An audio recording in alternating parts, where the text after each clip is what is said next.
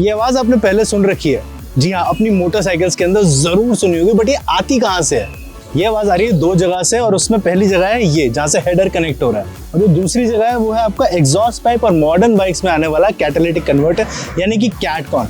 जब आप अपनी बाइक को पार्क करके ऑफ करते हो तो उस टाइम पे कैटकॉन के अंदर के जितने मेटल्स होते हैं वो श्रिंक होने स्टार्ट होते हैं, कैटकॉन खुद और एग्जॉस्ट भी श्रिंक होने लगता है, अपने नॉर्मल साइज में आने लगता है। उसकी वजह से क्लिंक क्लिंक क्लिंक की आवाज़ आपको आने शुरू हो जाती है। तो अगर नेक्स्ट टाइम ये आवाज़ सुनाई दे तो टेंशन मत लेना, बस आपकी बाइक ठंडी हो रही है। और ऐसे और यूजफुल ऑटो टिप्स के लिए आपको पता है आपने क्या करना है, मोशन मशीन्स को फॉलो करना है।